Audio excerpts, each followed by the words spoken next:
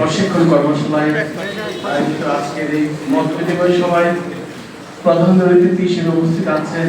12 ফেব্রুয়ারির নির্বাচন কেবল ক্ষমতার পালাবদল বা চেয়ার পরিবর্তনের সাধারণ প্রক্রিয়া নয়, বরং ইবে নতুন বাংলাদেশের রূপরেখা তৈরির এক মহাযজ্ঞ।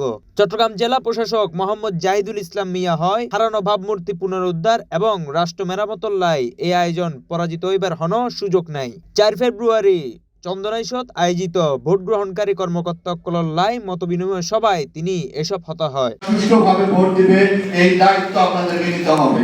সেখানে যদি কোনো রকম কোনো কার্পণ্যতা থাকে আমরা কিন্তু সেটা মেনে নেব না। এটা কিন্তু মেনে নেওয়ার কোনো সুযোগ নাই।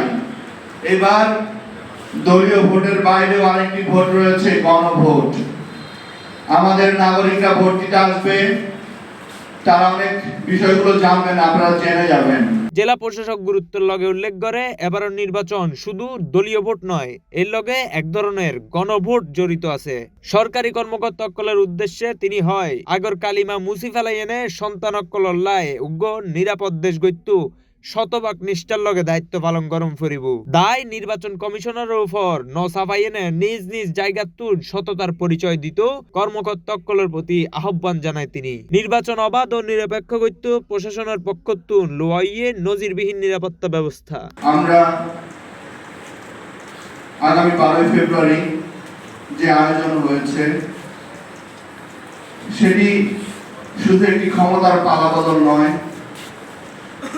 একটি চেয়ারের পরিবর্তন নয়, এটি হচ্ছে নতুন বাংলাদেশের একটি রূপরেখা। যে বাংলাদেশে এখনো অনেক ক্ষত আছে, যে বাংলাদেশে এখনো কোনো দাবি আদায়ের জন্য আমার সন্তানদের রক্ত দিতে হয়, রক্ত ঝরাতে হয়, গুলি বহন করতে হয়। শুধুমাত্র চন্দনাইশে আমাদের যে 64টি ভোট কেন্দ্র, এই 64টি ভোট কেন্দ্রে 832 জন আনসার পিডিপি সদস্য দায়িত্ব পালন করবে, যার মধ্যে 192 জন সদস্য হচ্ছে অস্ত্র সহ, 384 জন পুরুষ পিডিপি এবং 256 জন হচ্ছে মহিলা পিডিপি সদস্য দায়িত্ব পালন করবে। সি+ টিভি, চট্টগ্রাম।